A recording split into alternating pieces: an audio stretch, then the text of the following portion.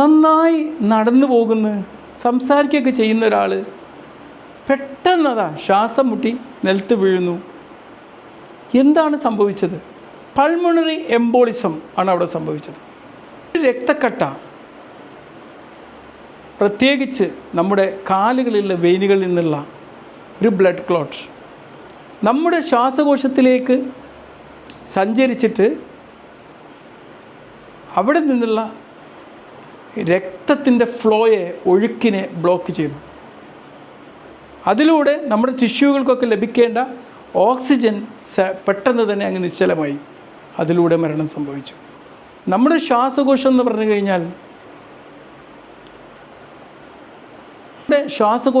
കഴിഞ്ഞാൽ നമ്മുടെ രക്തത്തിൻ്റെ ഫ്ലോക്ക് വേണ്ടിയുള്ളൊരു ഹൈവേ പോലെയാണ്. അവിടെ ഒരു ക്ലോട്ട് ഉണ്ടാവുക എന്ന് പറഞ്ഞു കഴിഞ്ഞാൽ ഒരു റോഡ് ബ്ലോക്ക് ഉണ്ടാക്കുമ്പോഴാണ് പെട്ടെന്ന് തന്നെ ട്രാഫിക് പ്രവർത്തനം നിശ്ചലമായി പോകും. എങ്ങനെയാണിത് സംഭവിക്കുന്നത്? നമ്മുടെ കാലിൽ ഒരു ക്ലോട്ട് ഉണ്ടാവുക, അത് നമ്മുടെ രക്തത്തിലൂടെ നമ്മുടെ ഹൃദയത്തിലേക്കും നമ്മുടെ ശ്വാസകോശത്തിലേക്കും ചെന്നെത്തുക.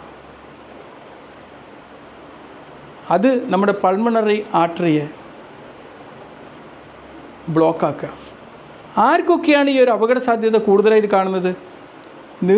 ദീർഘസമയം ഇരിക്കുന്ന ആൾക്കാരിൽ, ദീർഘമായി യാത്ര ചെയ്യുന്നവർ, ശസ്ത്രക്രിയകൾക്ക് ശേഷം ക്യാൻസർ രോഗികൾ, ഗർഭാവസ്ഥയിൽ അമിതമായിട്ട് വണ്ണമുള്ളവരിൽ ഇതൊക്കെ ലക്ഷണങ്ങളാണ് കാണിക്കുക. പെട്ടെന്ന് ശ്വാസം മുട്ടൽ അനുഭവിക്കുക, നെഞ്ചുവേദന, പ്രത്യേകിച്ച് ശ്വാസം എടുക്കുമ്പോഴാണ് ഇത് കൂടി വരിക.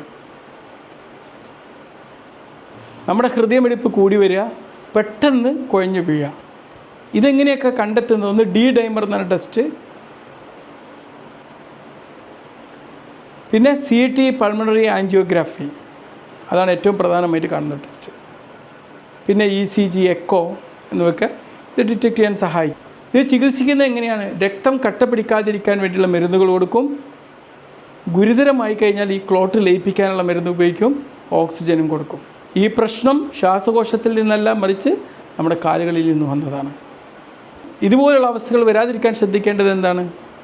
നമ്മൾ കുറേ നേരം ഇങ്ങനെ കിടക്കുകയൊക്കെ ആണെങ്കിൽ ഒന്ന് റെഗുലറായിട്ട്, പ്രത്യേകിച്ച് യാത്രയൊക്കെ ചെയ്യുമ്പോൾ ഇടയ്ക്കിടയ്ക്ക് ശരീരത്തെ ചലിപ്പിക്കാൻ വേണ്ടി സമയം കണ്ടെത്തുക. സ്റ്റോക്കിംഗ് കംപ്രഷൻ ഉപയോഗിക്കാം. കാലിലുള്ള നീര് അവഗണിക്കരുത്. നിശബ്ദമായൊരു ക്ലോട്ട്